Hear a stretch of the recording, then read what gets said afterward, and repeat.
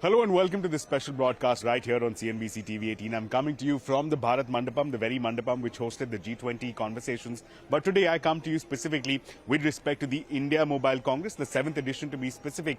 Now keep in mind that the big message that has been sought to be sent out by the government leaders, by the industry leaders, is that far from being a technology seeker, a technology consumer, India is trying to position itself, or should try to position itself, as a technology supplier. That's the key message that is being sent out. In fact, the Prime Minister arrived at 9:45 sharp today. He entered the exhibition hall. The first pavilion that he went to was the Jio Pavilion. Akash Ambani was there, ushering the Prime Minister through the Jio Pavilion, showcasing technology such as space fiber. Subsequently, the action then moved here to right behind me, the inaugural session. The first up was the Telecom Minister himself, Ashwini Vaishnav. He talked about the fastest 5G rollout and how India is actively working with bodies such as the ITU to ensure that India takes the lead in standard setting, not for 5G, but in fact for 6G as well. In fact, he was followed by Akash Ambani himself. He talked about how Jio had exceeded expectations in terms of faster than expected 5G rollout, the fastest in the world. In fact, he talked about how there have been cells going up every 10 seconds, that the pan-India coverage has been completed by Jio, and that the Jio network alone comprises of 85% of the 5G capacity in the country. कि हम mobile और electronic manufacturing में अपनी सफलता को और आगे बढ़ाएं, कि हम भारत में स्ट्रॉन्ग सेमीकंडक्टर मैन्युफैक्चरिंग सेक्टर का निर्माण करें. We at Jio unleashed the fastest rollout of 5G technology witnessed anywhere in the world, deploying a 5G cell every 10 seconds. Jio has installed over 10 lakh 5G cells across all 22 circles of India. I am humbled to share that Jio alone has contributed to 85% of the overall 5G capacity in the country.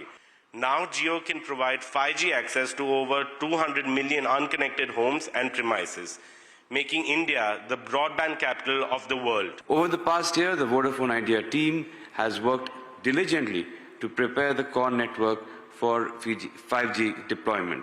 In the coming quarters, Vodafone Idea will initiate significant investments in order to roll out 5G networks and further expand 4G coverage across the country. 5,000 towns और करीब 20,000 villages में Airtel का 5G लग गया है. By March 2024, we would have covered the entire country with 5G network, and this will be truly the fastest 5G rollout anywhere in the world. Satellite communications is here to serve every inch of our country and of course the globe.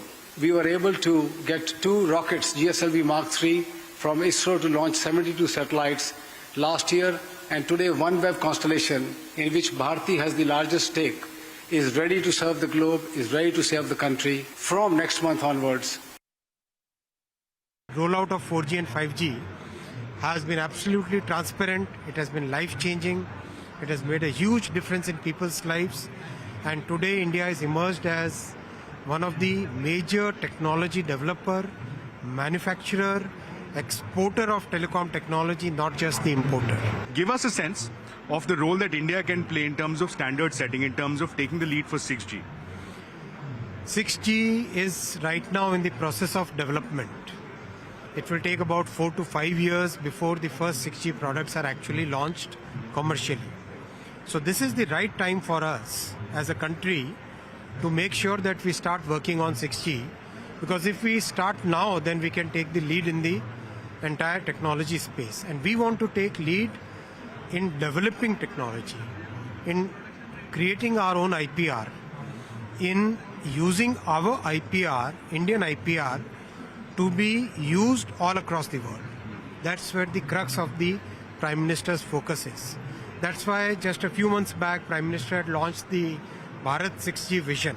We've seen Jio, phenomenal pace of rollout for 5G. Mr. Sunil Bharti Mittal also confirmed today, March 2024, Bharti will also complete its rollout. Mr. Birla as well said a lot of work is being done on the core networks. We'll see deployment very soon. Does that give you confidence that even the third player, the third private player, is coming on board and giving the assurance in terms of a 5G rollout? So I'm very happy that Mr. Birla announced it today, that they will be starting 5G installations very soon. So that's a very good achievement and very good progress.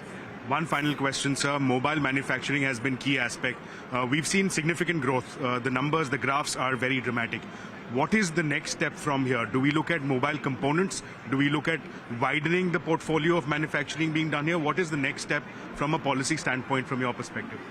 In fact, today, mobile manufacturing has reached a level where many of the components and subsystems will now be manufactured in India. Already many have started, many more will start, because you need a basic mass, basic volume before which component ecosystem can develop.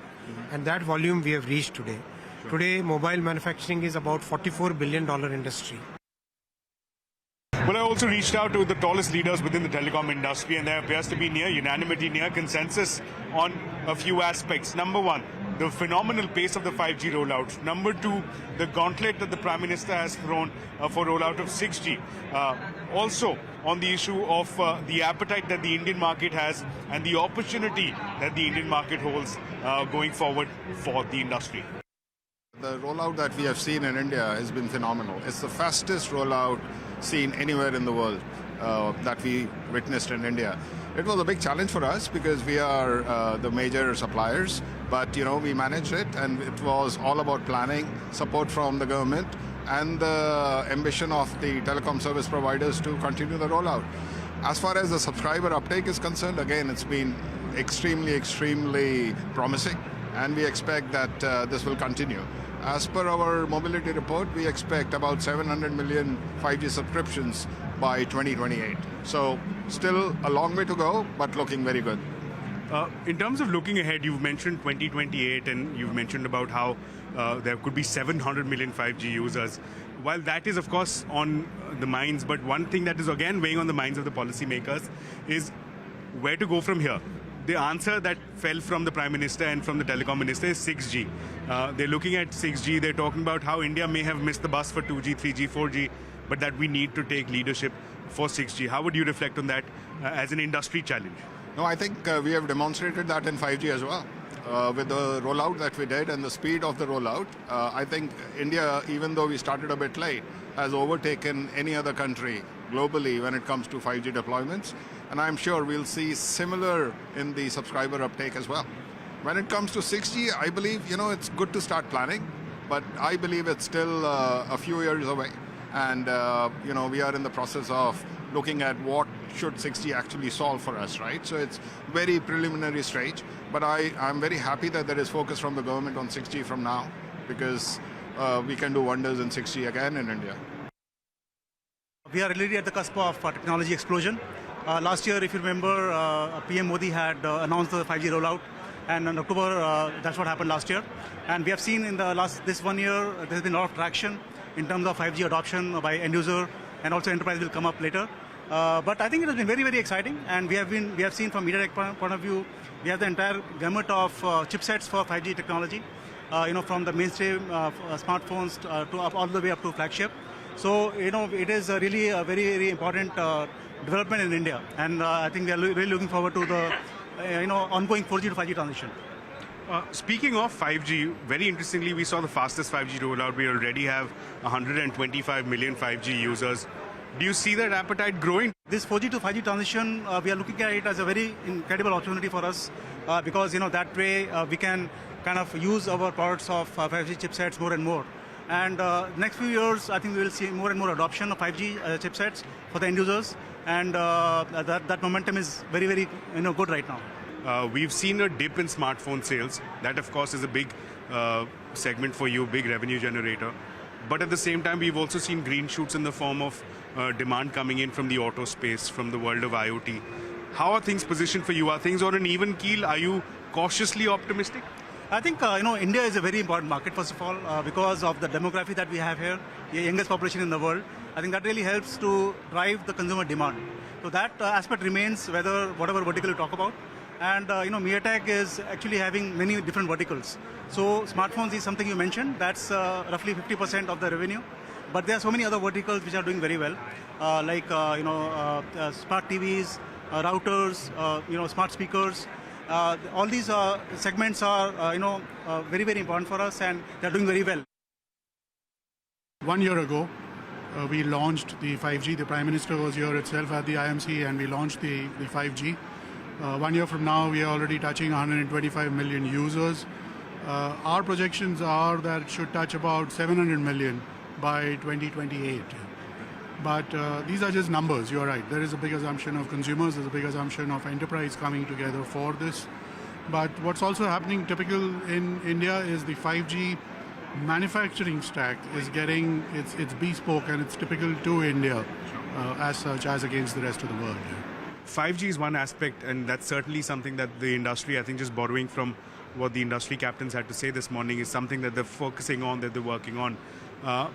Also 6G, I think that's a message that fell out of the speech of the Prime Minister as well as the Telecom Minister, that they want India to take the lead as far as 6G is concerned. Is it coming too soon? Do we need to perhaps build the foundation on 5G? Frankly, in my own view, it's not too soon.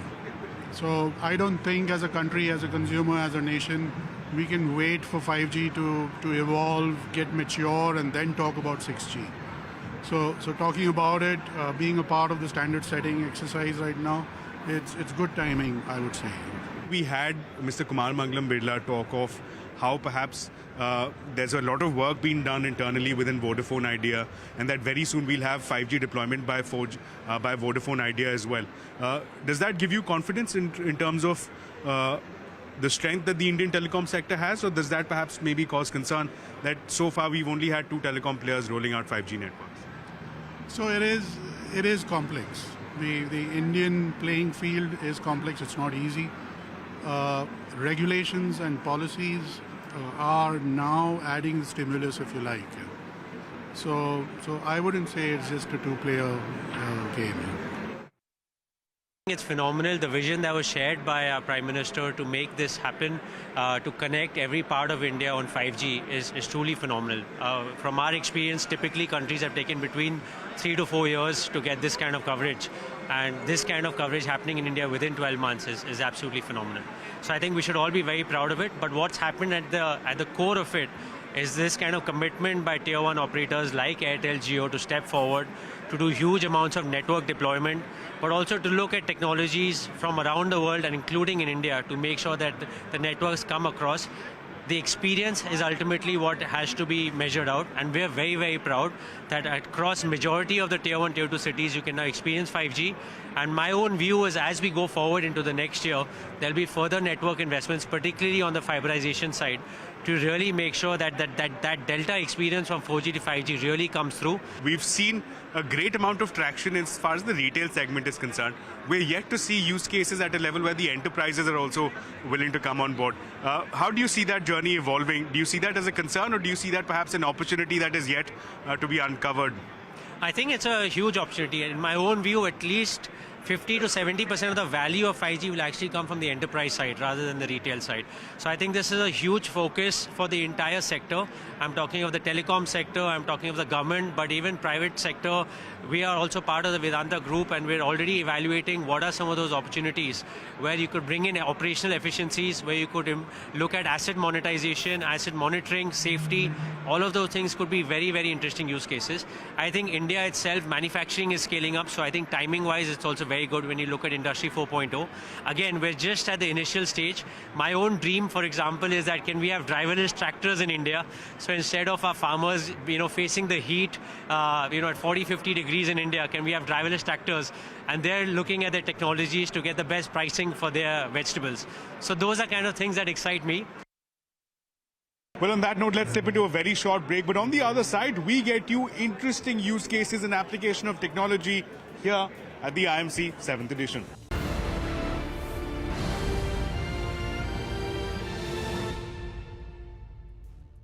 Well, the India Mobile Congress 7th edition is not just about the big voices. Very often it is also about very interesting and unique use cases and application of technology. And on that note, in fact, let me now throw it across to my colleagues Shivani as well as Abhimanyu, who've had some interesting experiences at the IMC 7th edition. Well, ISRO has made its mark globally with the recent landing of Chandrayaan-3 on the southern pole of the moon. And if you're interested in knowing the future plans or even the ongoing missions of ISRO, you should visit the ISRO exhibition here at the India Mobile Congress in New Delhi. What you see behind me right now is the LMV-3 vehicle of India's Gaganyaan mission. And look closely, if I can pan the camera to this part. This actually is the crew module inside the vehicle that will house the astronaut. This is not the only attraction here. ISRO representatives are showcasing futuristic technologies, and let me just take you to the quantum communication segment over here, where the ISRO representatives are showcasing really futuristic hack-proof communication. And right now, I am joined by Mr. Parthakumar, who will tell us more about the quantum communication. Mr. Parthakumar, tell me how this is futuristic and how this is hack-proof. Yeah, so basically in our conventional communication, which is based and we are using cryptography, which is basically based on computational complexity. So when quantum computer will be developed, at that time the conventional cryptography won't be sufficient to provide security. At that time we should have a system which can fight quantum versus quantum. So we are like demonstrating here quantum key distribution. Basically using that particular communication, we can provide unconditional security. It is a hack-proof communication. Okay. So we are using a fundamental principle of quantum physics here to get the security. Thank you so much, Mr. Parthakumar. Now, let me take you to the models of the recent heroes of ISRO, which is the Chandrayaan-3 orbiter. You can see small models of the Chandrayaan-3 orbiter and the rover over here, and this right here is the test vehicle for the Gaganyaan mission. So a lot of other interesting things here at the ISRO Exhibition Center and overall in the India Mobile Congress. Reliance Jio Infocom has successfully demonstrated India's first satellite-based giga-fiber service, the ambit of which is going to expand in the times to come. It plans to connect and has already started connecting several previously unconnected areas which earlier were inaccessible due to several geographical reasons. For now, 4 areas across India have been connected, which includes Gir in Gujarat, Nabarangpur in Odisha, Korba in Chhattisgarh, and Jorhat in Assam. Jio is also partnering with SES to access minimum Earth orbit satellite technology, the only MEO constellation capable of delivering gigabit fiber-like services from space. The new satellite broadband service, Geospace Fiber, will be available across India. The satellite network will also support additional capacity for mobile backhaul and is going to enhance mobile connectivity across the length and width of India. Right now, I'm joined by the CTO of Airtel Business, Ms. Satkirti M, and she's going to take us through various use cases being showcased here. Satkirti, thank you so much for joining us here. Tell us more about how Airtel is rethinking and reimagining healthcare using these products. Yeah, thank you so much. I think today, if you look at any patient that's available in home care, so here in our collaboration with Care Nation, what we have in place is basically you have a home kit, and this home kit, what it does is it has a camera. So any patient, be it a diabetic, hypertension, or any heart patient, whatever medication or treatment that he or she is taking, and largely I think after what we went through to COVID, these were some of the use cases that we thought about and worked together, is home care today is becoming extremely crucial for patients. So because they really can't step up. So this allows us to actually, for the patient to take the necessary medical actions at home, and it is captured in the video. Like for example, it's he or she is taking insulin for diabetes, and this is fed back to the end hospital or the doctor who's available. And this feed, when it goes back, there are medical coordinators, etc., who look at it and then inform the doctor if she's doing a great job or there's something that is weird. So thereby it comes back as information saying you have not taken an injection and this is the right way and methodology to do so. This is one entire methodology that we're doing. Then we have another complete care thing that's available as a complete platform that's available, where we give a much more complex and critical care unit that we have that's available at the patient's end. So we move forward out here. You can see that you have a high definition camera that's available at the end customer. This is largely for critical care patients who prefer to have something called home ICU. So basically there you will have a camera that monitors all the vitals of the patient, And there are certain requirements such as, they train nurses, etc., who will basically measure the pulse, etc., be it any other, thing. And all of them are Bluetooth enabled. So Airtel today powers through our 5G technology and with collaboration with, Care Nation, giving a much more complex and a complete solution to the end patient so that we have much better healthcare that's available to us. Well, that was just day one. We've had the benefit of speaking to the minister, the tallest leaders of the industry, as well as interesting use cases. But there's so much more here at the India Mobile Congress. It stretches across the weekend, Saturday and Sunday as well. Stay with us. We will continue to bring all the action from the India Mobile Congress, the 7th edition. And with that, it's a wrap of day one. But we'll be getting you lots more on day 2 and day 3.